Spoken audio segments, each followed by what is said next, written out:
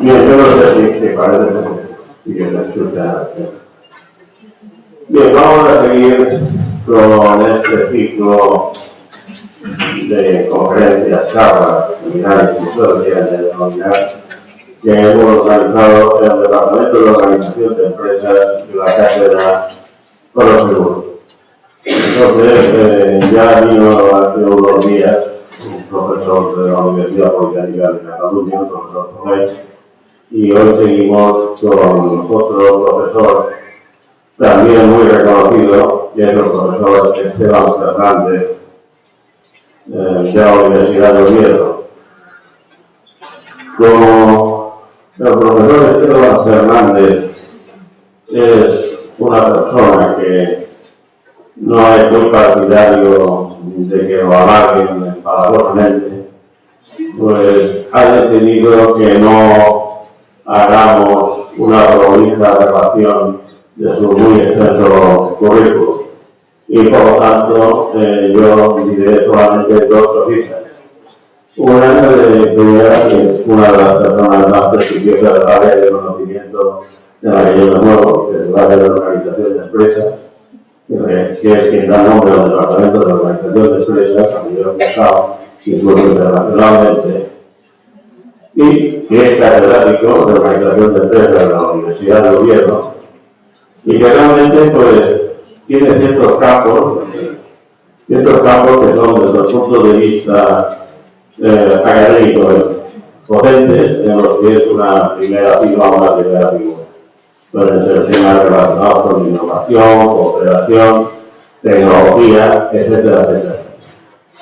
Y hoy lo que pretende es que nos concienciemos de la importancia que puede tener la producción, ya hace unos años quedó casi en una especie de segundo plano dentro de los estudios de economía de la empresa, de la importancia que tiene en la actualidad y siempre la ha tenido de cara a la consecución de rentabilidades empresariales y de estrategias empresariales, etc.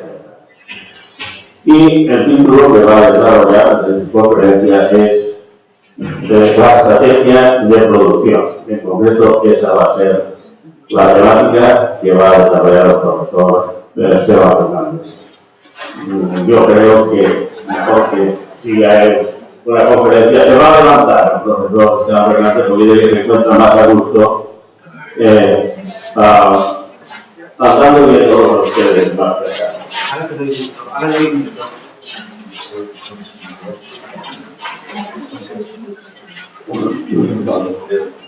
¿Se me oye bien sin micrófono?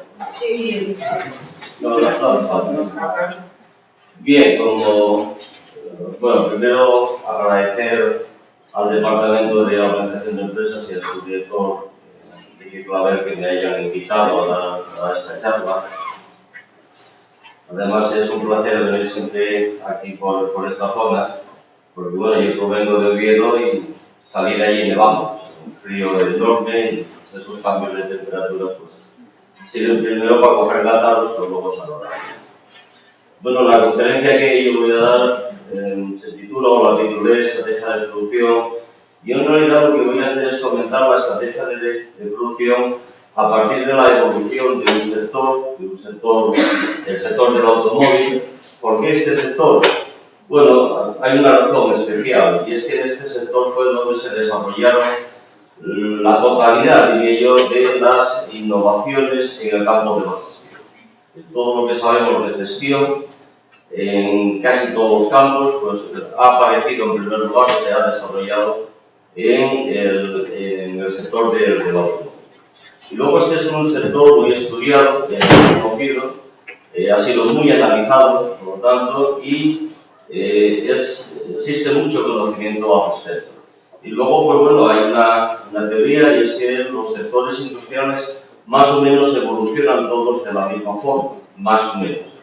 Ya sabéis que en gestión de empresas no existe una ley universal, siempre hay rangos de agentes. Pero bueno, en el caso del sector de los sectores se considera que más o menos evolucionan. Entonces, todo lo que conozcamos de este sector nos puede servir para predecir el funcionamiento de nuevos sectores industriales, sobre todo los que se están creando ahora con las nuevas tecnologías. No tengo muy estructurada la charla, porque fundamentalmente lo que quiero es que veáis algunos conceptos claros, ¿no? Que nos queden fijas una serie de ideas, y creo que son muy interesantes. Y entonces, pues me he preocupado fundamentalmente en fijar esas ideas que yo considero que son fundamentales, en lugar de preparar una charla muy estructurada, muy elaborada, muy lógica. Pues no, he rechazado esta propuesta en función de fijar una serie de conceptos. Bien, el sector, pues podemos decir que empezó a finales del siglo XIX, más bien comienzos del siglo XX.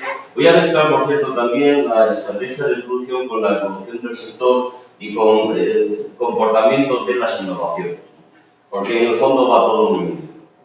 Entonces, pues bueno, Ford, vamos a comentar básicamente la evolución de ese sector a través de dos empresas, la Ford y la General Motors. Luego habría una tercera revolución importante que fueron las aportaciones de Toyota, pero por razones de tiempo, pues ahí no podemos entrar, porque ya, aparte que las innovaciones de Toyota, siendo importantes, pues, bueno, lo que hacen es un poco complementar estos dos modelos en algunos aspectos. Desde el inicio de este sector, como en cualquier otro sector, el tipo de empresas que hay son las de la producción artesanal, podríamos denominar. La característica fundamental en el inicio de cualquier sector es que va a haber cientos de empresas, cientos. De hecho, pues Ford fue una de las 502 empresas que se crearon entre 1900 y 1908. Como observáis en este gráfico, pues el número de empresas que se creaban pues era altísimo, igual casi al número de empresas que salían del mercado, que tenían que cerrar. Durante un tiempo convulso en el inicio de cualquier sector, pues eso, hay un gran dinamismo. Son todas empresas pequeñitas, la entrada en el sector es relativamente fácil porque apenas hay barreras a la entrada, pero lo mismo igual de fácil que la entrada, igual de fácil la salida. Entonces hay una competencia muy fuerte, y no solamente hay una competencia muy fuerte sino que entre las empresas, sino que además hay una competencia muy fuerte entre las tecnologías. En el inicio de cualquier sector, lo más normal es que haya varias tecnologías alternativas que están compitiendo además unas contra otras, es decir, que ahí la competencia es una competencia extraña, porque por un lado una empresa compite contra otras empresas que utilizan la misma tecnología y al mismo tiempo todas ellas como grupo compiten contra las empresas que utilizan la tecnología alternativa. Fijaros como curiosidad, estos son datos exactos, históricos. En el año 1900 en Estados Unidos se vendieron 4.192 coches, de los cuales 1.681 tenían motor a vapor, 1.575 motor eléctrico y solo 936 motor a gasolina. Un poco, estas tecnologías se caracterizaban. El motor a vapor pues, tenía la ventaja de que era una tecnología muy barata, pero tenía el inconveniente de que era muy aparatosa, y luego un inconveniente adicional es que el encendido del coche pues, duraba aproximadamente 20 minutos. Entonces eso hizo que esta tecnología fuera rápidamente rechazada. Pero fijaros que fue la tecnología de más venta en el año 1900. El motor eléctrico pues, tenía en aquel momento las mismas ventajas e inconvenientes que tiene ahora. Es el ejemplo paradigmático de tecnología que a lo largo de un siglo no avanzó absolutamente nada. Entonces el problema que tenía era la autonomía, unos 50 kilómetros, y la otra desventaja pues era la potencia. Luego la gran desventaja pues es no hacía ruidos y era un poco contaminante. Curiosamente, en la ciudad de San Francisco, durante 2 o 3 años, pues tenía todos los autobuses públicos y los camiones de la basura utilizaban motor eléctrico. Luego esta tecnología pues, quedó totalmente anulada ya por el motor a gasolina. Y insisto, es la típica tecnología que en un siglo no avanzó absolutamente. Ford resulta muy llamativo el inicio como siguiente, porque, bueno, por todas estas cosas que hay, que ahora iremos comentando uno a uno. Ford se creó en el año 1903, y aquella era una empresa más de la tecnología artesanal, contaba con 125 trabajadores y aquel año pues, fabricaron 1.700 autos en 3 modelos diferentes. Luego esto se fue ampliando y ahora veremos el resultado, el porqué de este incremento tan espectacular que luego Ford, quizá como elemento llamativo, decir que bueno, es la típica persona que se hizo a sí misma. Esa persona no tenía ninguna titulación universitaria, era un típico artesano creativo que le gustaba hacer cosas, provenía de una familia muy humilde y fue el primer millonario norteamericano. Entendiendo por millonario que llegó a tener 1.000 millones de dólares, partiendo partiendo de una familia muy humilde. De hecho, cuando esta empresa se creó, el capital con que contaba Ford, que lo aportaron él y 11 capitalistas más, pues se creó con un capital de 27.000 o 26.000 dólares aproximadamente.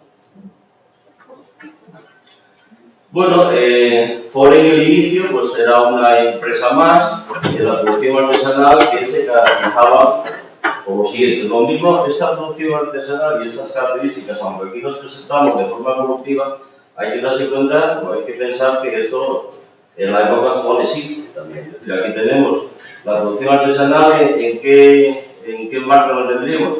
Ferrari, por ejemplo, la forma de fabricar un Ferrari, un Porsche, en fin, todas estas marcas de clase alta tienen un modelo de producción que se parece enormemente a lo que llamamos aquí producción artesanal. Aquí los modelos que presentamos son siempre blanco y negro, para entender los conceptos. Hay que darse cuenta que luego la realidad ni es totalmente blanco ni es totalmente negro. Hay una gran gama de colores, pero unos se aproximan al blanco y otros son negros. Entonces, todos estos coches, la fabricación de estos coches de alta gama se parecen mucho a la producción artesanal, a la forma organizativa de la producción artesanal. ¿Qué llamaría yo de aquí la atención? Bueno, en primer lugar, en la producción artesanal y el inicio es que el producto estaba considerado como un bien de lujo, se fabricaba en pequeña escala, por lo tanto salían los costos de producción muy altos y los precios también eran muy altos en el mercado. Esos, como era además, como estaba considerado como bien de lujo, pues solamente la clase con un alto poder adquisitivo los podía adquirir. Clase con alto poder adquisitivo, que lo más normal es que tuviera propiedad 14, 18, 20 y tantos coches, porque en aquel momento en Estados Unidos solamente, y en el resto del mundo solamente había 2 clases sociales, los muy ricos y el resto. Entonces los muy ricos se lo podían permitir todo, entonces tenían pues, decenas de coches, tenían sus propios choferes, sus propios mecánicos, etc. Entonces en esta producción artesanal se caracteriza fundamentalmente por eso, porque la mano de obra es muy cualificada, polivalente. De hecho, lo que es la producción artesana solamente hay 2 tipos de trabajadores, el maestro artesano y el aprendiz. El aprendiz está aprendiendo el oficio, en el momento que lo aprende, pues se pasa unos años como oficial, es decir, ya es el equivalente al maestro, y luego abandonaba la empresa para crear la suya propia, normalmente en otra ciudad distinta, para atender a los clientes de esa ciudad. Entonces, eso por un lado, y luego por otro lado, en la producción artesana, que es un elemento central también, la distribución es estática en planta, es decir, que el coche, el razón, se coloca en un sitio y luego tanto los trabajadores como los componentes, materiales, etcétera, se llevan a ese sitio, se añaden ahí. El coche no se mueve del lugar hasta que está terminado. En el momento que está terminado, pues se traslada pues, o al cliente o al expositor o a donde sea. Estas empresas normalmente también se caracterizaban, y eso es lo típico también cuando comienza un sector, por estar muy poco integradas. De hecho, estas empresas son lo que se dedica fundamentalmente es a ensamblar componentes. Componentes que se utilizan para otros productos en otros sectores industriales. En el caso del coche, por ejemplo, no había nada original en el inicio. Todos los componentes que se utilizaban estaban siendo utilizados para otros productos. Por ejemplo, las ruedas pues, provenían de las bicicletas y así sucesivamente. No había prácticamente nuevo. La novedad fue el que a alguien se le ocurrió hacer un carro autopropulsado. Esa fue la gran idea. Entonces, en el momento en que se tuvo esa idea, pues las personas empezaron ya, sobre todo gente ingeniosa, pues empezó a mezclar los componentes con otros para sacar eso al mercado.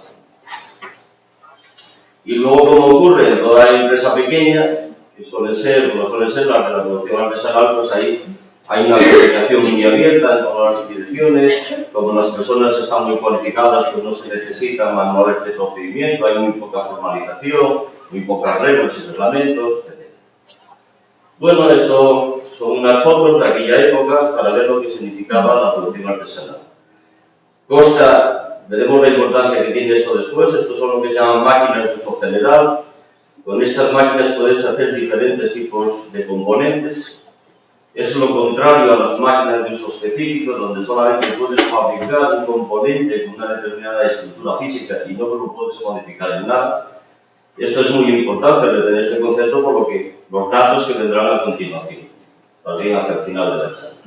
Y luego, el otro elemento típico que aparece aquí en la foto, pues es de la producción artesana, en el sector del automóvil, pues es el que acabo de comentar. Aquí tenéis el chasis está fijo, y entonces se va llevando todas las cosas fijadas a las ruedas, ¿no? Claramente que son ruedas de bicicleta, y se van llevando todos los componentes, etcétera, ahí, donde está el chasis. Y luego, cuando eso está totalmente desamblado, pues ya se saca a la vez. Otra foto más de lo mismo. Comento porque en aquella época aproximadamente llegó a haber sobre 1000 empresas solamente en Estados Unidos fabricando cosas. Y todas las empresas estaban organizadas y los fabricaban de la misma manera y los comercializaban de la misma manera. Hago hincapié en esto porque ahora veremos la importancia que ha tenido Ford.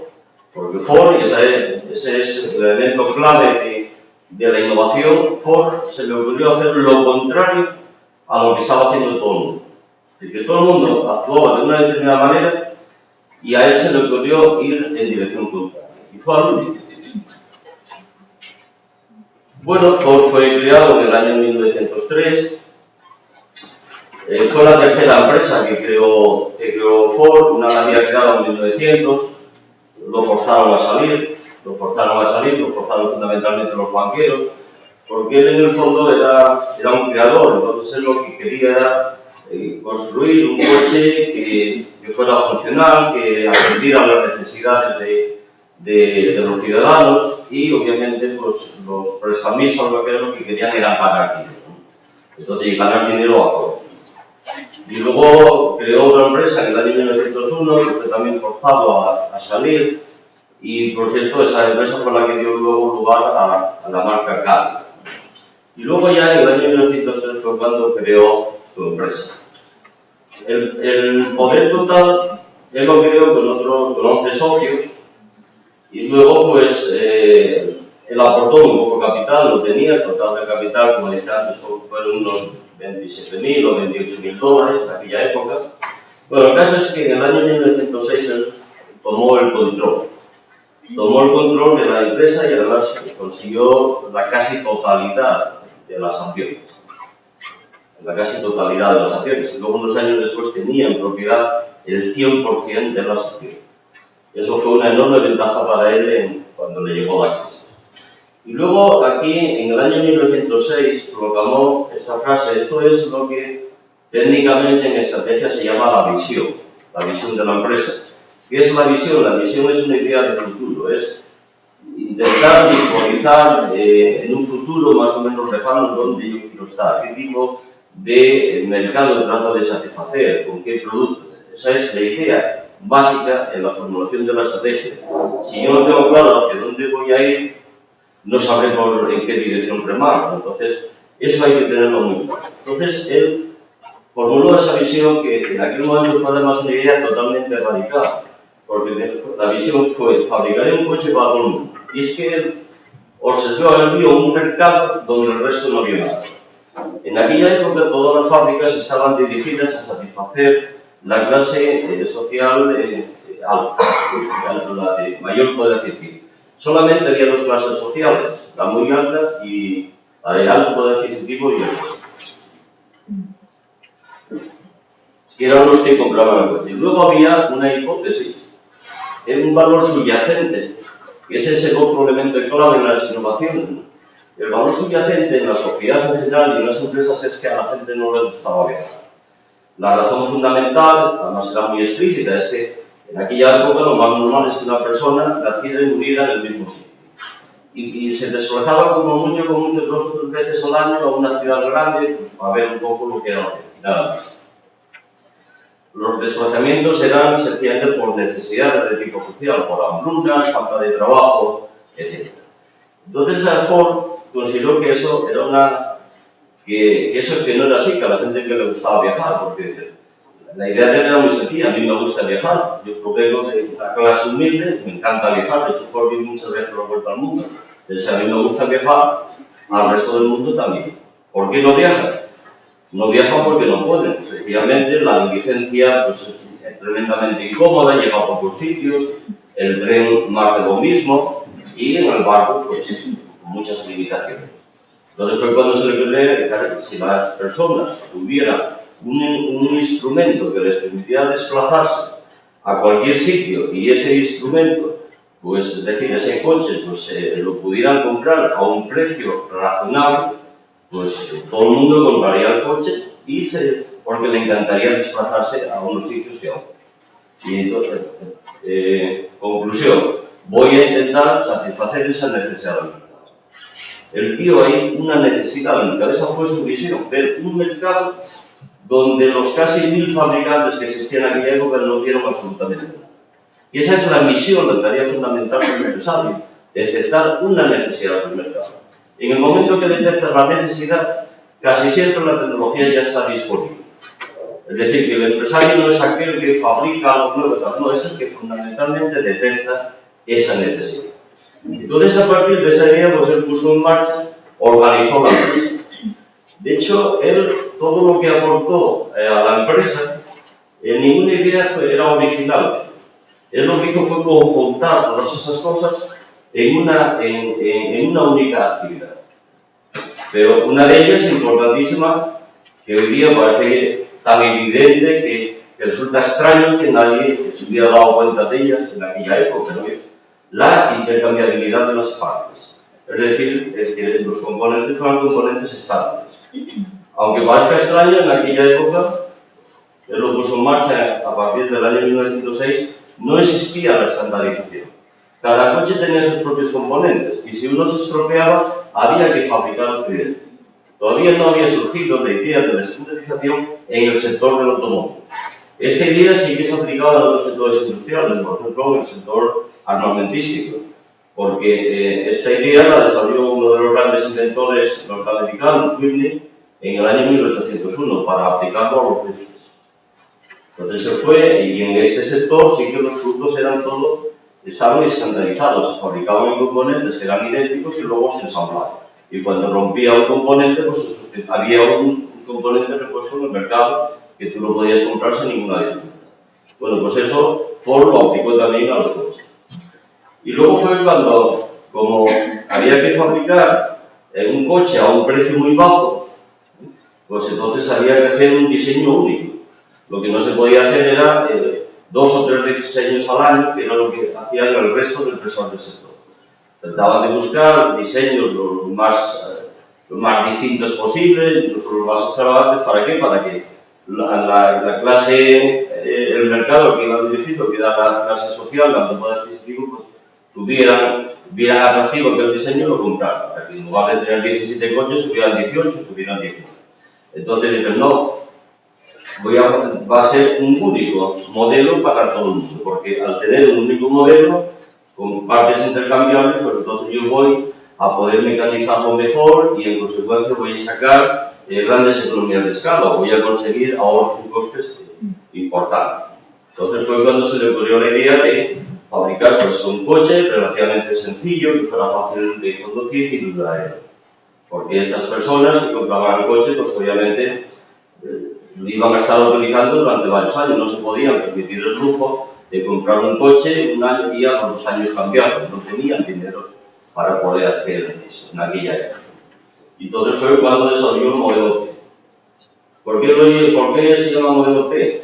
Porque el nombre Las marcas que le daba a sus coches fueron las letras del abecedario. Primero por el modelo A, luego por B, luego por C, y en ese momento, cuando se tocó el turno a S, la empresa ya llevaba 3 años funcionando, pues a ese le tocó el modelo.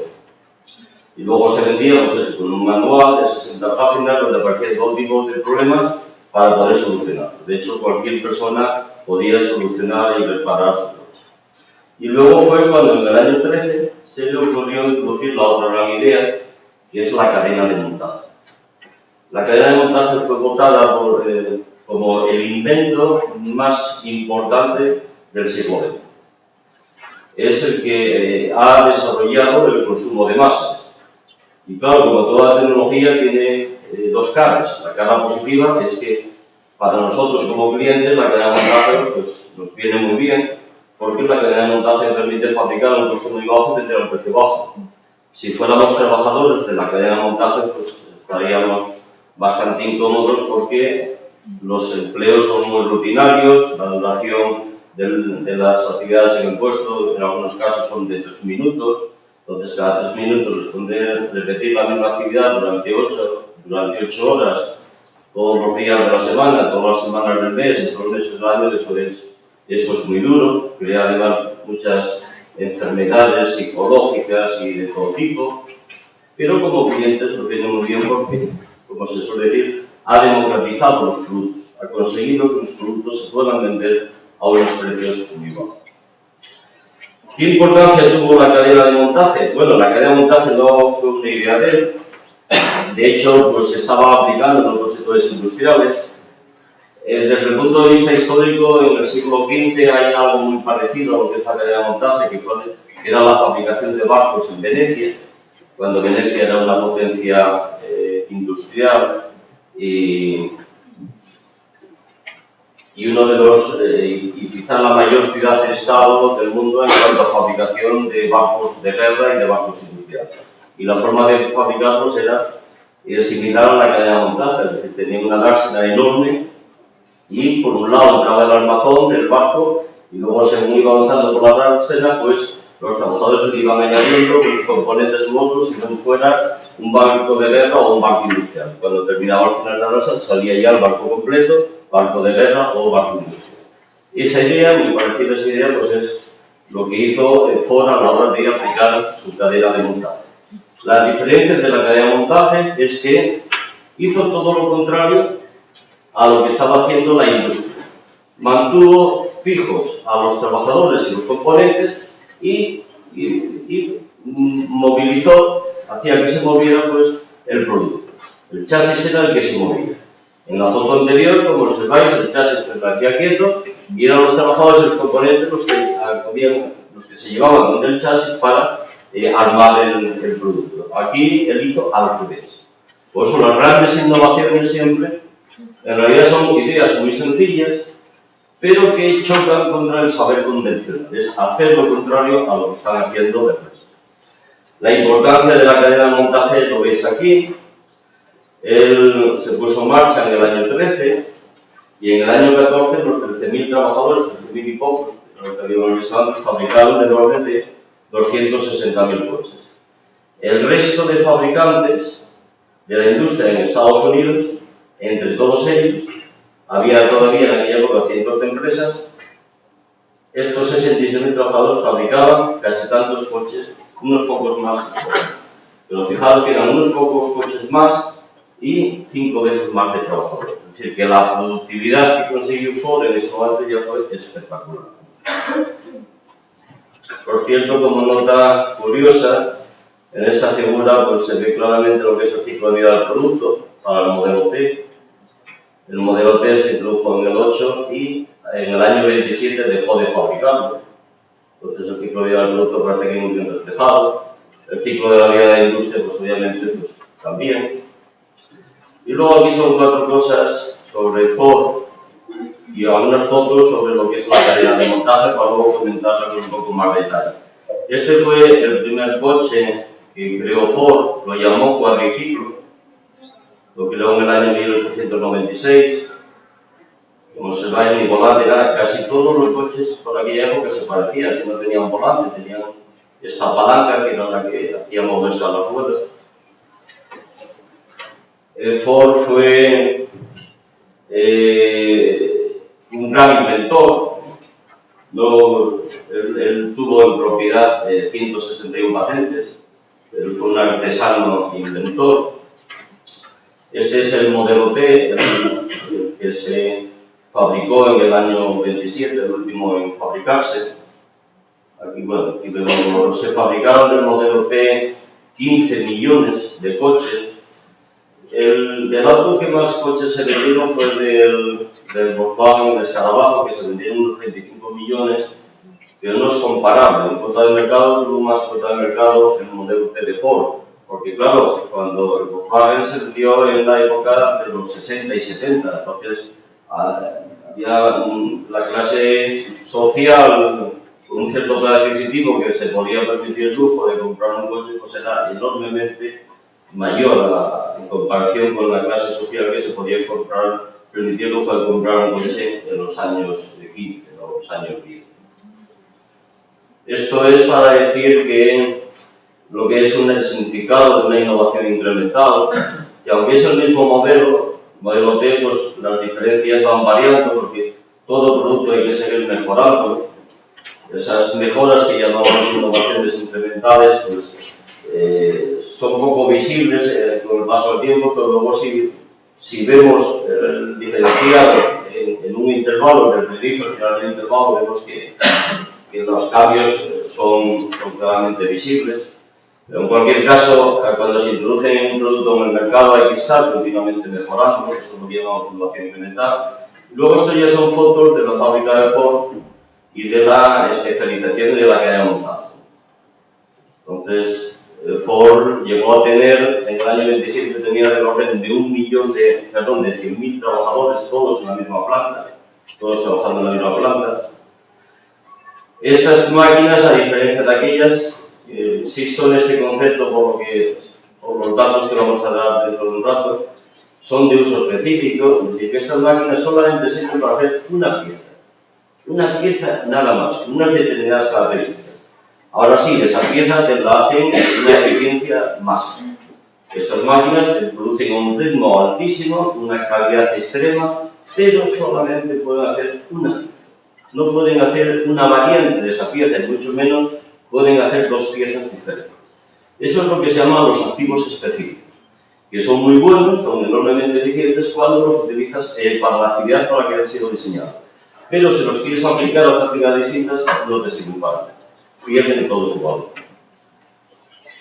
La línea de ensamblaje, cuando pensamos en cadena de montaje, no hay que pensar solamente en el coche, en el almacén del coche, sino que hay que pensar también en todas las actividades que se van haciendo. Ahí vemos ejemplos de cadenas, los de chasis. Esta es una maqueta de cómo se montaba la carrocería del chasis, las carrocerías serían por arriba y luego el chasis por abajo, entonces aquí los acoplaban. Lo que está más o menos aquí. No, aquí. Esto, como se ve, tiene unos chasis por arriba y luego aquí se acopla. Y luego, pues bueno, esto es cuando se habla de la cadena de montaje, en el caso de Ford, en realidad no había una cadena, había cientos de cadenas de montaje dentro de la propia fábrica. Vamos a comentar cuatro cosas de la cadena de montaje. La clave de la cadena de montaje, pues como dije antes, es que movías el producto y permanecían fijos los trabajadores y los componentes que se iban añadiendo al producto según pasaban por delante de su puesto de trabajo. Y luego el elemento más importante o central de la cadena de montaje es la especialización. Eso ha tenido tal importancia la aplicación de la especialización en la cadena de montaje y luego su aplicación en la industria en general, que incluso a esto se le llama, a esta forma de organización del trabajo se le llama Fordismo. Se le suele ya denominar también Taylorismo, porque Taylor fue el primer ingeniero que observó y describió la importancia que tenía la especialización en la fábrica.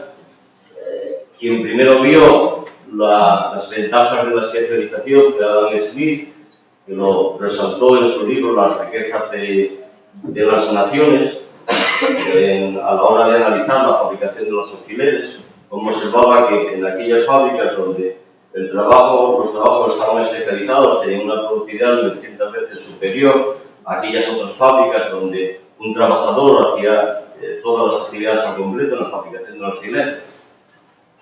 Uno puede preguntarse por qué importancia tenían los alfileres en aquella época. Pues sencillamente porque en aquella no había botones, no había cremilleras, entonces todos los vestidos y todo lo demás pues, lo había que prender con alfileres.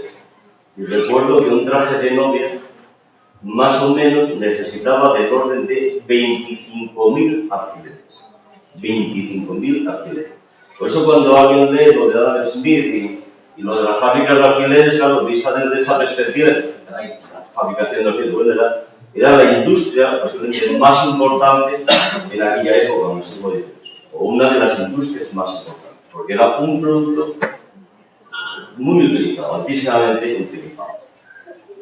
Entonces la clave de todo eso pues, fue la especialización, que incluso de la especialización ya hablaba hasta Platón en el libro de la República, hablaba ella de las ventajas de la especialización.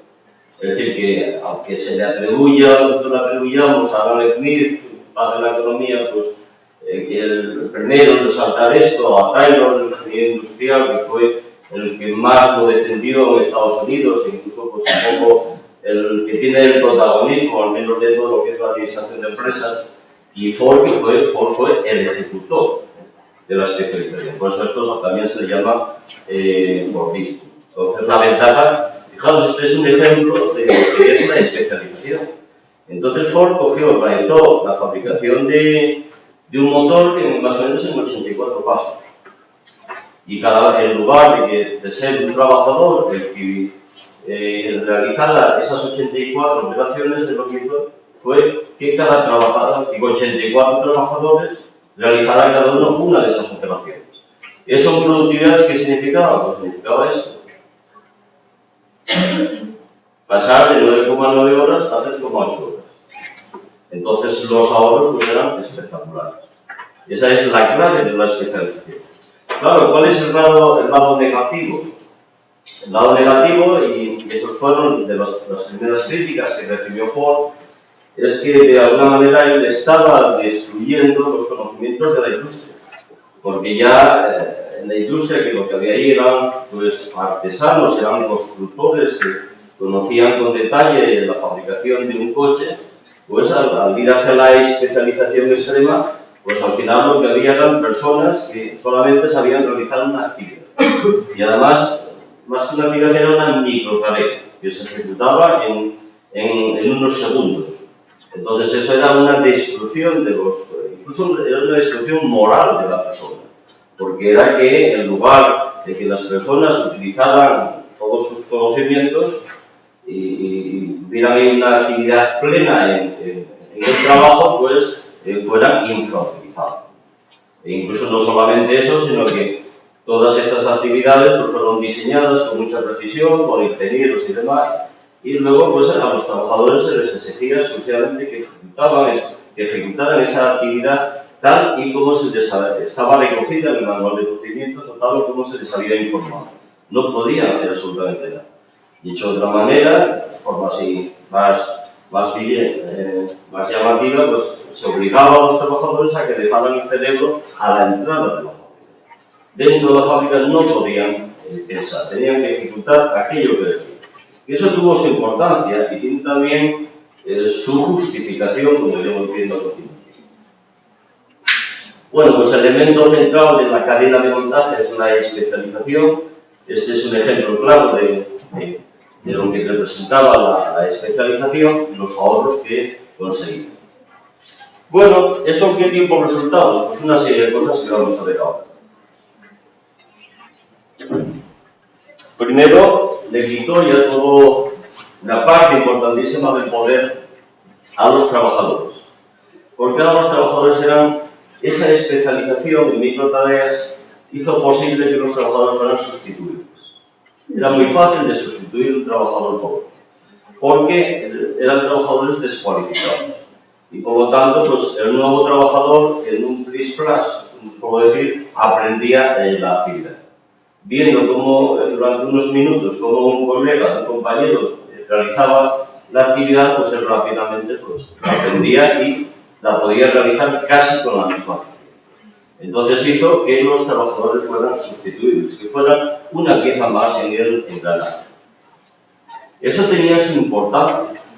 Y es que la producción artesanal, a pesar de que en Estados Unidos pues, hubiera una oferta importante de trabajadores y hubiera también una gran demanda de puestos de trabajo, la oferta y la demanda no estaban acopladas. No estaban acopladas. ¿Por qué? Porque en la producción artesanal, pues las relaciones del maestro artesano con el aprendiz pues son unas relaciones muy fluidas, donde el maestro artesano le comunica al aprendiz las diferentes actividades a realizar, cómo va a hacerlo, etc. Es decir, hay una gran comunicación verbal. Bueno, ¿qué pasaba en Estados Unidos? Pues que había muchísimo inmigrante. En aquella época, bueno, más o menos como ahora, bueno, como ahora no, ahora migran personas cualificadas. En aquella época los inmigrantes fundamentalmente eran personas descualificadas. Estamos hablando, finales del siglo XIX, comienzos del siglo XX, personas más bien analfabetas. La gran mayoría personas analfabetas. Por lo tanto, a estas personas les resultaba muy difícil aprender el idioma. No sabían leer, no sabían escribir, entonces les resultaba enormemente difícil. Entonces se daba la paradoja de que había una gran oferta laboral, había también una gran demanda, pero no se podían acoplar por ese problema de idioma. Fijaros que en el año 15, en Ford, se hablaban más de 50 idiomas. Se hablaban más de 50 idiomas, quiere decir que había unos miles de trabajadores que no entendían el inglés, que no lo entendían. Entonces estos trabajadores no tenían ningún problema para incorporarse a la empresa Ford, porque no necesitaban hablar con nadie, se les señalaba con el dedo lo que tenían que hacer, que miraran que estaba al lado, lo que estaba haciendo y que repitiera. No hubo ningún problema. Entonces, desde esta perspectiva, la especialización en aquel momento particular ayudó muchísimo a las empresas y sobre todo Ford fue el primero en ponerlo en marcha en gran escala. Luego, el otro elemento muy negativo es que, claro, en relación con la producción artesanal, el producto estaba rígido y los trabajadores se desplazaban. Entonces, podían ir al ritmo que consideraban oportuno. Aquí no, aquí están fijos los trabajadores, el que se desplaza es el producto. Entonces el que controla la cadena, es el que controla el ritmo de producción. Porque claro, ese producto pasa por delante de tu puesto de trabajo y tú, según lo tienes delante, tienes que hacer las actividades que te han encomendado. Y como todo eso te lo tienen cronometrado, pues la productividad, etcétera, te lo está marcando la cadena, es decir, a quien controla la cadena. Entonces eso también, de alguna manera, pues, permitió incrementar muchísimo la productividad. Como la cadena no se podía parar, porque era enormemente costoso, pues todo lo que era el control de la calidad se hacía al final de la cadena. Eso fue un cambio también distinto a la hora de organizar ese tipo de actividades. El modelo T era de color negro. ¿Por qué el color negro? Porque en aquella época era el color que primero se cambia. Entonces, si hubiera sido el blanco, pues sería el blanco, pues si fuera otro color. Entonces, por eso era el color negro. Empiezan a surgir en la producción artesanal hay dos tipos de trabajadores, maestro artesano, oficiales y aprendices. Aquí empiezan a surgir ya los puestos indirectos. Es decir, los ingenieros, supervisores y demás, unos para diseñar el producto, para diseñar la cadena, otros para controlar a los trabajadores. Entonces surge ese batallón de empleos indirectos que son empleos o puestos de trabajo que no añaden valor, pero que son necesarios para controlarlo.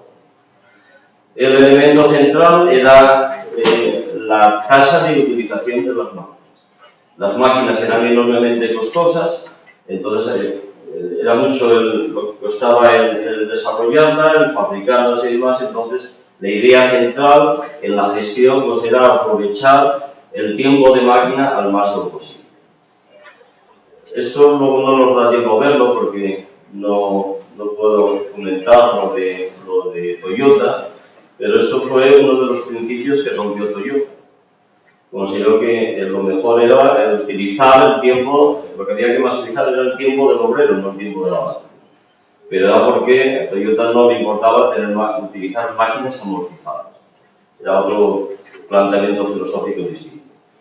Y luego Ford ha sido es el ejemplo del libro de una empresa totalmente integrada. Ford llegó a tener en propiedad hasta las materias primas necesarias para la fabricación del producto. Tenía en propiedad rebaños de ovejas, tenía en propiedad bosques, los primeros automóviles pues tenían una parte importante de la carrocería de madera, tenía en propiedad minas de carbón, había creado su propia acería. Lo de tener su propia acería era porque el acero que formaba parte de sus coches era un acero de vanadio, que era el más fuerte, el más resistente que existía, y en Estados Unidos en aquel momento no había nadie capaz de poder fabricar este acero. Entonces lo que hizo fue contratar a ingenieros franceses, los llevó allí para Estados Unidos para que crearan su propia acería. Entonces él llegó a estar totalmente integrado, lo mismo ocurría con las máquinas. Ford fabricó sus propias máquinas. Y es porque en aquella época, pues claro, al estar tan particularizados los componentes, a tener un ritmo de producción tan alto de la cadena, pues había que diseñar máquinas específicas para cada componente, o para subproducto de ese componente. Entonces esas máquinas no existían en el mercado. Podían existir fabricantes de máquinas que si tú les explicabas lo que querías, ellos te la acababan fabricando, pero Ford al final le parecía más eficiente fabricarlos internamente, porque mientras les explicaba a los proveedores de maquinaria lo que quería, pues ya había fabricado él en las suyas propias. Y cuando hablamos de ser fabricantes de maquinarias y proveedores de maquinarias, lo entenderemos mejor al final cuando veamos lo de la crisis de Ford. Porque estamos hablando de que Ford en un momento llegó a tener ahí unas 60 o 70.000 máquinas.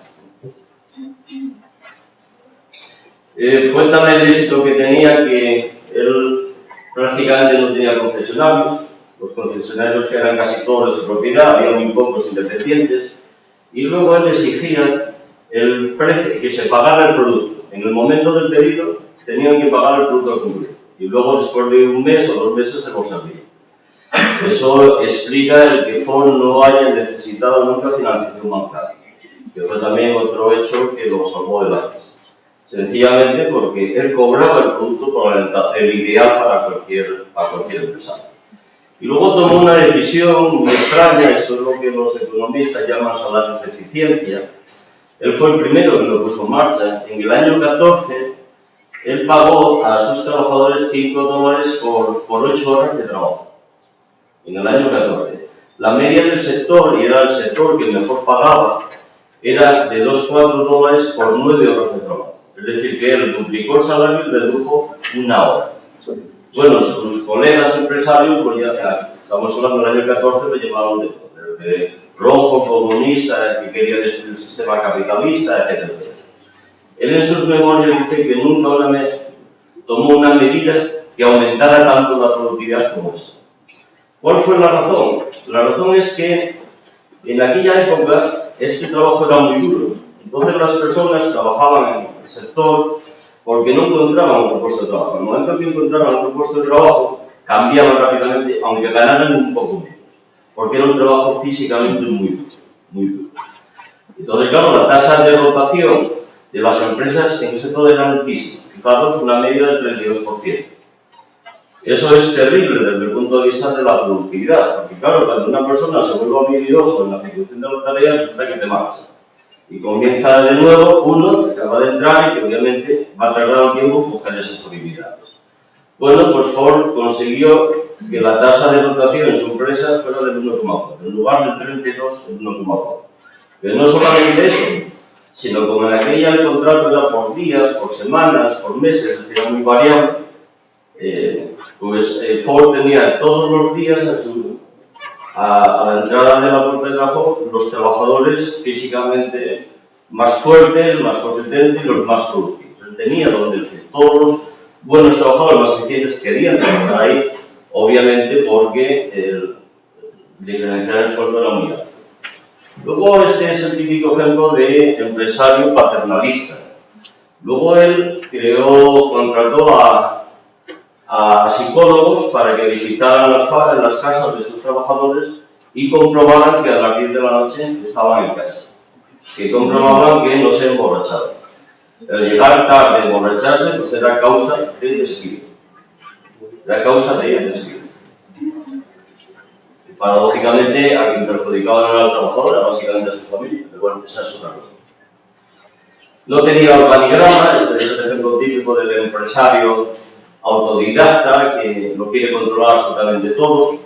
Era tan autoritario, no admitía, todas las decisiones estaban centralizadas.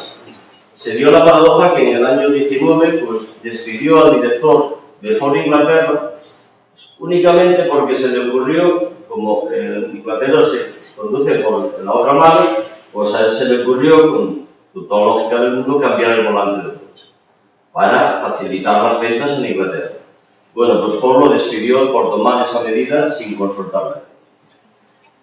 Y luego, también como la contrapartida a esos $5, todos estos empresarios paternalistas tienen siempre son como ese viejano, cosas buenas, cosas malas. Pues él admitió los sindicatos en el año 41, en su empresa, 6 años después que el resto de la industria. Es decir, que de aquella ya prácticamente ya no mandaba, se mandaba solo. Y luego su mano derecha era esa persona, Bender, era un esposeador, expresidiario también, y él era el director de recursos humanos, y se paseaba por la fábrica con un bate de béisbol debajo del brazo. Era la manera de disciplinar a los obreros menos. Y luego un amago de huelga que hubo por los años 20, más o menos, pues lo que hizo esa persona, Bender, pues fue contratar al equipo de rugby de la universidad, a exconvictos, esposeadores, etcétera, pues para que obligara educadamente para que ayudaran a los trabajadores a entrar a la fuerza. Es decir, que les dieron por todos lados. Luego, es decir, que son un poco los contrasentidos de esos personajes, ¿no? Es decir, que por un lado, sin que nadie se lo pida, les duplica el sueldo. Claro está que la idea que había detrás de él, aunque no lo reconoce en sus memorias y nadie no lo quiso explicar nunca totalmente, pues fue posiblemente esa, que él creía que así que ahorraba, que eso iba a ser muy beneficioso desde el punto de vista económico. Pero también es verdad que estos empresarios paternalistas se preocupan también de sus trabajadores y quieren compartir con ellos. Por un lado son muy autoritarios, pero por otro lado también tienen esa vena social. Luego en el caso del coche, pues fijaros, en el año 1909 el precio era $3.000, en el año 23 900. Y pocos productos han logrado esto. Yo creo que en productos complejos fue el único hasta el presente, en productos muy complejos. Productos más sencillos de consumo tenemos el iPhone, que tiene un 70 y tantos % de la cuota mundial. Pero en productos muy complejos, pues Ford en el año 21 tenía el 56,6% de la cuota mundial. Hizo otra innovación importante, que es esta, pero eso tiene su lógica. Normalmente la fijación de precios en la industria se fijaba un precio relativamente alto y mantenías ese precio hasta que no te quedaba más remedio que bajarlo porque otros competidores habían entrado en el mercado y están compitiendo precios contra ti. Él lo que hizo fue siempre ir bajando el precio a medida que iba bajando el coste de producción. Mantenía un margen, pero bajaba el precio a medida que bajaba el coste. La razón es muy sencilla, él quería fabricar un coche para todo el mundo. Entonces, a medida que iba bajando más y más el precio, más y más clientes tenía, que eran los de la clase social de menos poder adquisitivo. La estructura de Ford más o menos era de tipo funcional, así lo mantuvo hasta los años 70, que ese fue otro problema de gestión de la empresa, es esa estructura funcional, con departamentos, es decir, con un único director de producción, a pesar de que fabricaran, pues, por un lado coches, por otro lado camiones, etc. Luego, a pesar de que se fabricaran varias líneas de coches, de camiones, un único director de producción. Aún también eso porque ahora viene el otro el gran empresario del sector y que de alguna manera el ejecutivo que creó la organización de la empresa moderna. Bueno, este es un ejemplo de lo que era Ford en el año 14, cuando tenía todo el mundo ahí a la espera para entrar a la fábrica, que los contratara, con fotos. Este es un ejemplo de los trabajadores de Ford. Como observáis, realmente veis que no son norteamericanos. Más fotos del año 14 o 15. Y luego esta es la gran fábrica. Esta fábrica está catalogada como museo. Fue la primera fábrica especializada en Ford. Y luego, bueno, esta es la misma, una postal. Y luego esta, que es esta está en uso. Y fijaros cuando hablamos de la especialización, de las economías de escala y demás. Bueno, como observáis, esta tiene 2,4 kilómetros de largo, 1,6 de ancho. Eso es lo que es la fábrica. 93 edificios, con 1,5 kilómetros cuadrados de suelo. Tiene, como observáis, barcos.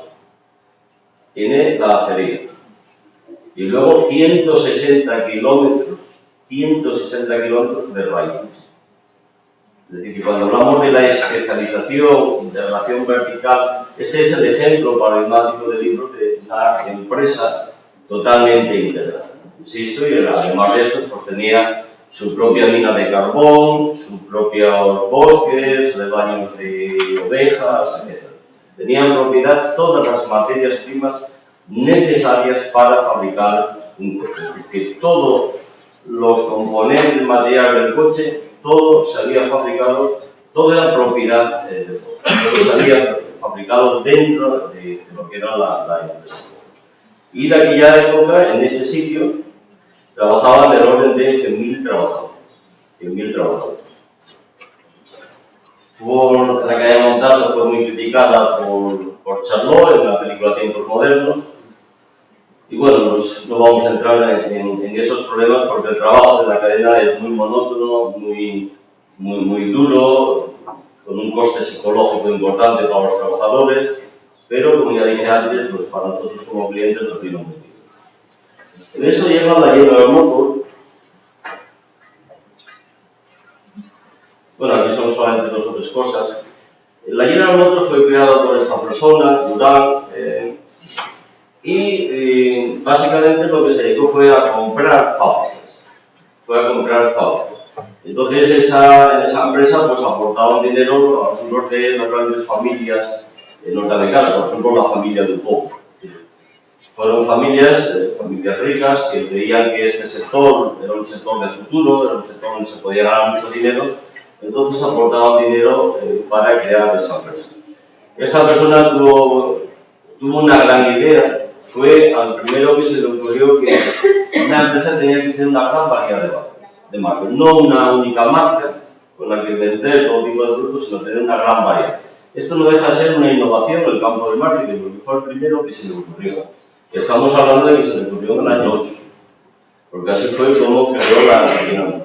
Tuvo un par de problemas, lo obligaron a marcharse un par de veces, luego lo volvieron a llevar para que dirigiera la empresa. Y luego, pues al final pues contratan a esta persona, Sloan. Sloan está considerado el gran ejecutivo, el creador de la empresa multinacional. De hecho, Peter Drucker, que es un poco el padre moderno de la gestión de empresas, pues escribió un libro allá por los años 40 que se tituló La Gerencia, un libro que se vende en la actualidad, que se utiliza como libro de texto en muchas universidades norteamericanas, sobre todo en cursos máster. Y él, para la hora de escribir ese libro y el funcionamiento de la empresa, se inspiró totalmente en el funcionamiento de la General. Bueno, fijaros, aquí Sloan pues formuló una visión para su empresa en el momento en que tomó el poder, en el año 23, que es: fabricaré un auto para cada bolsillo y propósito. Entonces él observó lo siguiente: esta fue la primera persona que se le ocurrió la idea de segmentar los mercados. Entonces él observó que en aquella época, en el año 23, estamos hablando, en Estados Unidos ya no había dos clases sociales, los muy ricos y el resto, sino que había más clases sociales. Entre los muy ricos y el resto, pues había empresarios que habían creado sus empresas, que eran de tipo mediano, que estaban ganando mucho dinero, no tenían tanto como los muy ricos, pero ganaban dinero. Había gente que estaba en la profesión libre, por ejemplo, médicos y más, que estaban ganando dinero. Había altos directivos de empresas, de grandes empresas, que estaban ganando mucho dinero. Entonces, él fue cuando se le ocurrió la idea de segmentar el mercado en 5 clases sociales. Es decir, por un lado los muy ricos, por abajo del todo la clase social de menos poder adquisitivo, la clase media alta y la clase media baja. Se segmentó en 5. Fue al primero que se le ocurrió segmentar el mercado en 5 segmentos. La diferencia de un segmento a otro era el poder adquisitivo, el nivel de ingresos familiares. Entonces lo segmentó por el nivel de ingresos. Y a partir de ahí se le ocurrió la idea de organizar la General Motors, que era un total revolutum de marcas, fábricas de componentes y demás, en 5 divisiones, donde cada división se iba a especializar en un área. Entonces él creó estas 5 divisiones, la Chevrolet, la Dodge, la Cruise y la Cadillac. Entonces, ¿y qué fue lo que hizo? Pues cada uno de esos coches estaba pensado para una de esas clases sociales. Desde el Chevrolet para la clase social de menos poder adquisitivo al Cadillac pensado para la clase social de más poder adquisitivo. Y luego esto es para las clases medias. De forma tal que esto de alguna forma pues contrarrestó ya todo el efecto de Ford. Porque Ford solamente tenía un modelo, el modelo T. Y de hecho, pues Ford, era el problema que tenía, estaba compitiendo exclusivamente contra ese modelo. Y luego no solamente se le ocurrió esa idea, sino lo que hizo, fijaros, en datos del año 21, estos eran precios, y luego fue como él organizó los precios de su coche. La diferencia de Ford, que Ford no permitía ningún cambio en el coche, pues él permitió ya el que los clientes pudieran exigir pues, algún tipo de componente. El más típico era la radio o el aire acondicionado. Entonces cada coche pues, tenía estas ofertas que el cliente podía escoger o rechazar. Entonces ello hacía que cada modelo tuviera un ranking y tuviera un intervalo de precios. El precio más bajo, el coche tal cual, y un poco más alto si se pedía radio, aire acondicionado o un color determinado, etc. Y si observáis, pues el precio más alto era del modelo más bajo, pues coincidía con el precio más bajo del modelo que le seguía. El precio más alto de este modelo coincidía con el precio más bajo del modelo que le seguía. Y esto fue lo que él llamó la escalera del éxito. Porque la idea que había detrás es que las personas que compraron un coche, General Motors, pues durante toda su vida, pues cuando cambiaban el coche, pues como siguieran comprando un coche de General Motors.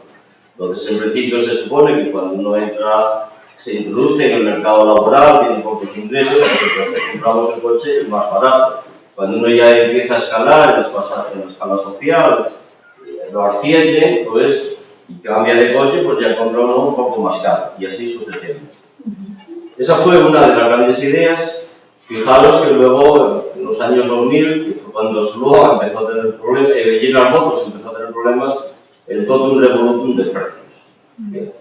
Fijaos la diferencia de esa gran idea de él en relación con lo que había antes o incluso lo que hizo la General Motors después. Y no solamente esto, sino que se le ocurrió otra idea importante. Y es que vale 5 modelos distintos, pero, claro, distintos en lo que era visible, lo externo. Pero luego en lo interno, en las partes componentes hizo que una gran mayoría fueran las mismas para los coches. ¿Para qué? Para conseguir economías de escala en esas partes componentes. O lo que llamamos ahora, fue el primero que puso en marcha lo que podríamos denominar las economías de alcance o economías de base. Que en el fondo es conseguir unas economías de escala en una parte componente, haciendo que ese componente se aplicara a los 5 modelos. Y luego el otro elemento importante fue que creó esa estructura, la estructura divisional, De hecho, pues esta estructura ya la estaba aplicando la DuPont. Se considera que fue la empresa DuPont la primera que puso en marcha la estructura divisional. Lo que pasa que Sloan lo aplicó ahí con un éxito total, además es una empresa muchísimo más compleja. Con una idea muy sencilla. Como sepáis, cada división es similar a una empresa, ¿no? Tiene todas sus funciones. Entonces ahí la idea era cómo controlar todo eso. Entonces a Sloan fue cuando se le dijo, bueno, vamos a dar libertad a cada división. Y cada división va a funcionar como una empresa independiente. El responsable de la división va a planificar, organizar, formar estrategias, etc. ¿Pero cómo le controlo? Pues lo voy a controlar de la siguiente manera. El gasto se lo tengo que aprobar. Entonces, cada año me tiene que presentar un presupuesto de gasto al que yo le voy a dar visión, o no, o le recorto, etc. Ellos me presentan ese presupuesto de gastos y luego yo, mi equipo, lo aprobamos tal cual o con modificaciones. ¿Y luego qué ocurre con los ingresos? Bueno, ellos van a hacer la publicidad, van a hacer absolutamente todo, van a tener un departamento financiero donde se controlan los gastos, pero con los ingresos, no, los ingresos van aquí. Van al departamento de financiación y contabilidad, que es un departamento centralizado. Y ese departamento, además, lo presido yo. Entonces, desde esta perspectiva, a cada división la podía controlar muy fácilmente, porque los gastos los aprobaba él, entonces cada división tenía un tope de gastos y de inversión desarrollada, que eran de su conocimiento, porque él era el que los aprobaba, y luego lo que ingresaba cada división no sabía, porque los ingresos iban a ese departamento que él presidía. Entonces, desde esa perspectiva, financieramente, pues cada división estaba totalmente controlada. Y eso es lo que permite además que una empresa diversificada pueda crecer lo que se quiera. Se pueden crecer indefinidamente porque la forma de controlar esto es relativamente sencillo. Eso fue lo que luego lo aplicó la ITT cuando Jimmy era el presidente y esta empresa llegó a tener 400 y pico divisiones. 400 y pico divisiones. Parece que eso es incontrolable, pero no se puede controlar de esa manera tan sencilla, solamente necesitas un par de datos. Y luego tú lo que haces es exigirle unas rentabilidades, porque a estas personas les diste total independencia para que gestionen, y si no consiguen esa rentabilidad, los despedían sin ningún tipo de problema. Entonces tenía un control importante. Bueno, entre estas dos personas, él escribió este libro cuando se retiró, 10 años en la General Motors. Este libro está traducido al español por la editorial de EUMSA de Navarra. Yo es un libro que siempre recomiendo leerlo a cualquiera, porque describe todas las acciones que llevó en la General Motors, algunos de los problemas que tuvo, y describe muy bien lo que es el funcionamiento y la gestión de una gran empresa, en este caso de una multinacional. Pero en este momento, ¿qué ocurrió? Pues que la General Motors empezó a tener éxito en el mercado, empezó a coger cuota de mercado, a implementarlo, y General Motors controló. Seguía siendo la número uno, pero claro, Ford solamente tenía un modelo, el modelo C, que competía contra uno de los 5 modelos de General Motors. Entonces, bueno, Ford al final, después de muchas presiones de los altos directivos y del hijo, tenía un único hijo, pues al final decidió fabricar otro modelo. Dejar de fabricar el modelo T, que había comenzado, lo había introducido al mercado en el año 8, a fabricar otro modelo distinto que le llamó, como consideraba que era el inicio de una nueva empresa, lo volvió a llamar modelo A. ¿Y qué significó fabricar otro modelo? Por eso hice antes tanto hincapié en máquinas de uso específico y de uso general. Bueno, en que Ford tenía toda la fábrica especializada. Entonces, fabricar otro modelo significó cerrar la fábrica durante casi un año. En el año 27 despidió de golpe, de un día para otro, a 60.000 personas. Allí en el Twitter, 60.000 se fueron a la calle. Él se quedó más o menos con 40.000. ¿Y qué hicieron durante ese año? Pues tuvo que reemplazar 15.000 máquinas. Tuvo que fabricar y tirar a la basura, por decirlo de alguna manera, al chatarrero, 15.000 máquinas y construir otras diferentes. Y reconstruir otras 25.000. de construir otros 35.000. Eso le significó unas pérdidas de 200 millones de dólares en aquella época. Esta empresa no quebró porque él era el único socio y llegó a tener, como dijimos en el inicio, fue el primer billonario norteamericano, es decir, que llegó a tener más de 1.000 millones de dólares en aquella época. Porque 200 millones de aquella época serán unos 20.000 o 30.000 de la época actual. Así que fueron unas pérdidas multimillonarias. Y todo eso es lo que se hizo para construir este coche modelo A. Y esto yo lo relaciono con la evolución de un sector desde el punto de vista de la innovación, donde en un sector, cuando se crea, lo primero que hay es la innovación del producto. En este inicio, pues esa innovación es muy vistosa, es totalmente llamativa, porque el producto es totalmente desconocido para los ciudadanos. Entonces, desde el punto de vista de la intensidad de la innovación, aquí es el punto más intensivo. No es donde más se gasta en I+D, por lo contrario, aquí el gasto en I+D es muy poco, porque lo que hay son ensambladores, es gente creativa que ensambla componentes. Cuando el producto va avanzando, se va mejorando, esas innovaciones implementadas se mejoran el producto, llega un momento en que ese producto se estandariza bastante y cuando eso ocurre, pues entonces cuando aparece la innovación radical en proceso. Aparece la innovación radical en proceso. Y luego con el paso del tiempo lo que hay son innovaciones incrementales en productos y procesos. Y en ese momento, cuando ya han pasado varios años, aquí está muy acoplado tanto la tecnología de producto como la tecnología de proceso. Que eso hace que sea muy difícil cambiar, hacer modificaciones importantes en un negocio, porque son enormemente costosas.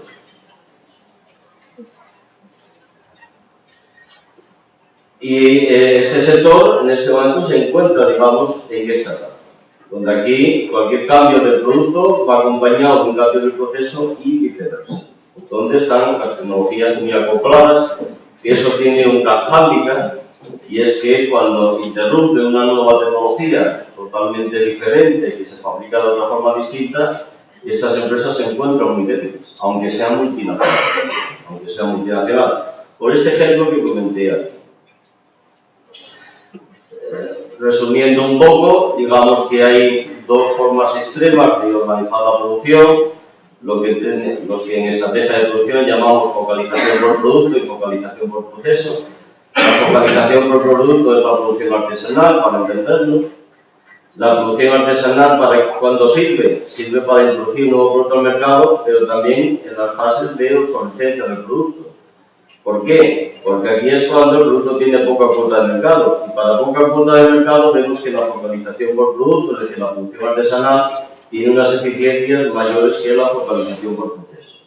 La focalización por proceso, que es lo que conocemos como cadena de montaje o producción en masa, pues es la más eficiente para grandes mercados. Hoy día, al margen de la introducción de algunas de las ideas de Toyota que se están aplicando, como puedan ser las relaciones con los proveedores, el trabajo en equipo que se está implantando poco a poco, el desarrollo, la ingeniería concurrente para desarrollar nuevos productos, pues también lo que se está introduciendo en el mercado es la automatización. La automatización está llevando un poco la cadena de montaje hacia la producción artesanal. El problema de la automatización es que, a pesar de que lleva ya 20 años, no está totalmente desarrollada, hay muchas incompatibilidades entre las distintas máquinas. En el futuro, pues, esta es otra forma de representar la evolución de un sector industrial, sumando aquí la evolución de la tecnología del producto y del proceso al mismo tiempo, esto es lo que se llama las curvas en S. Estamos en esta etapa, hay distintas tecnologías alternativas, desde más surgido, otra curva en S, que haga obsoleto todo esto, pero claro, esa tecnología alternativa no sabemos cuál es, o las grandes empresas no saben cuál es la tecnología de motor, y teniendo en cuenta que hay una tecnología de ruptura por ahí pululando, que es el coche volador, donde ya hay prototipos que se están vendiendo. Curiosamente, eso es lo que ocurre con toda revolución industrial. Las empresas que introducen esos productos tan radicales, tan diferentes, son las pequeñas empresas. Una de ellas es un equipo de investigación del MIT. Hay otras 3 o 4 más en el mercado. El futuro, pues, se verá, o lo veremos, si llegamos ahí. Y bueno, con ello, pues, termino la charla. Es espero que os haya llamado la atención por lo menos algunos puntos y que os haya transmitido lo que es la evolución del sector y la problemática del sector y cómo los problemas que hay detrás de cada sector.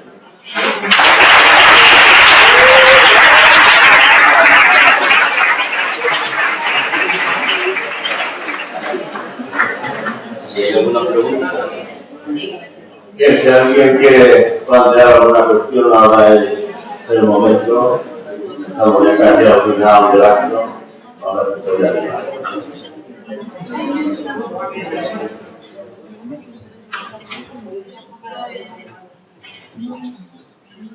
Sí. Yo quería aprovechar para felicitar al profesor por la charla tan didáctica que nos ha dado y además cosas tan interesantes que imagino que el público no conocía, yo no desconocía, como por ejemplo que el inicio de la carrera de montaje era la construcción de barcos en Venecia, que me ha parecido una cosa muy... algo muy chocante y además siglo XV, algo es muy chocante.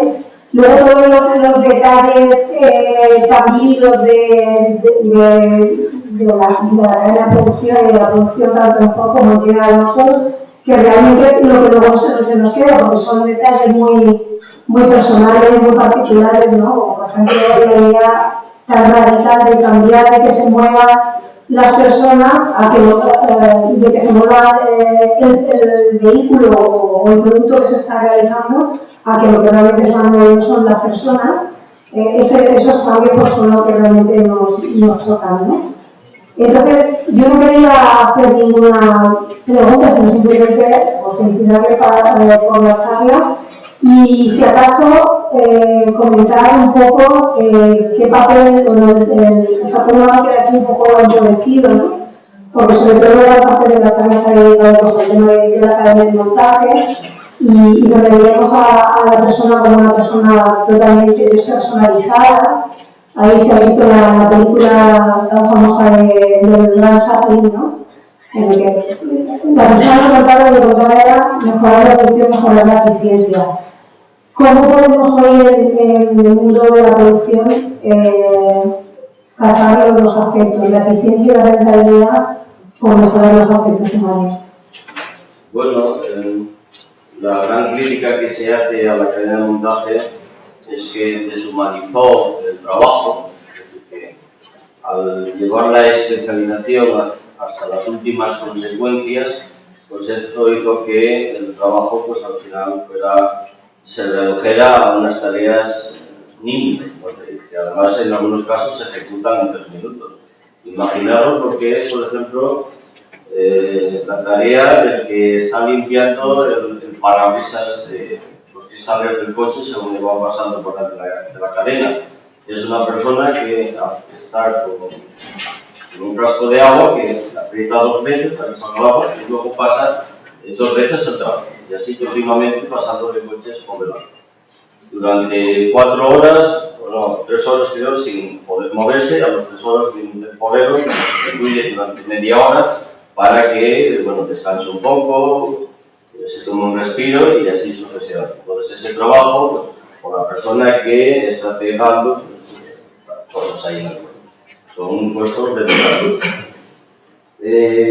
Ha habido alternativas. Una alternativa fue en los años 70, un caso muy famoso que fue Volvo, cuando intentó destruir la cadena de montaje y poner en marcha el trabajo en equipo. Al final lo puso en dos fábricas, las dos, a pesar de que The Economist, Business Week y demás le dieron mucha publicidad porque se consideraba que iba a ser la empresa del futuro y la organización del trabajo del futuro, por todo lo positivo que era para los trabajadores. Pues al final, al cabo de 4 o 5 años, tuvieron que cerrar, sencillamente porque, claro, el organizar el trabajo en equipos y tanta especialización hacía que el ritmo de producción fuera muy más bajo, los costos de producción más altos y los precios, obviamente, más altos. Entonces, al final, no les quedó más remedio que cerrar. Luego tenemos el caso de Toyota. En Toyota está el trabajo en equipo para una serie de cosas. Tienen más autonomía, pero no deja de ser bastante estresante. Esos son los líos, ¿no? Es decir, que ahí el problema es que pasar lo que a nosotros, en el fondo, la cadena de montaje que nos estamos defendiendo fundamentalmente somos nosotros como clientes. Eso es algo en lo que siempre conviene pensar para todo tipo de cosas. Somos nosotros, como clientes, los que defendemos que haya unas cosas como otras, alternativas. Si nosotros nos opusiéramos a comprar los productos de bajo precio, sencillamente porque sabemos que están fabricados en la cadena de montaje, lo mismo que en algunos países las ONGs tratan de boicotear a las multinacionales que contratan con empresas de la India o de China, porque ahí están utilizando trabajo infantil, pues de esa forma también a lo mejor podríamos boicotear ese tipo de estructura de producción. Pero claro, estamos tirando piedras contra nuestro propio tejado, porque entre un producto que te venden a 15 euros, una alta calidad, etcétera, y otro que es una calidad más o menos similar, pero que cuesta 40 euros, todos compramos el de 15. El tema es que el de 15 euros está fabricado en la cadena de montaje y el de 40 está fabricado en una empresa donde favorece el trabajo en equipo, etcétera. Y esos son los líos, la inconsistencia de la tecnología con su doble cara y la inconsistencia también nuestra como clientes. Es lo mismo. Se están deslocalizando empresas españolas, sí, pero claro, es que nosotros cuando vamos a comprar, en lugar de comprar a la empresa española, más que deslocalizado que está cerrando, en lugar de comprar el producto de la empresa española, compramos en la empresa extranjera. ¿Por qué? Porque la empresa extranjera es más barata y la empresa española es más cara. Ya, pero al comprar de la empresa extranjera, pues la empresa española no vende y si no vende, pues tiene que cerrar. Como en la crisis todos somos responsables, no hay un único responsable en la cadena. Pues, algún día tendrá solución. Yo no la veo, pero algún día tendrá.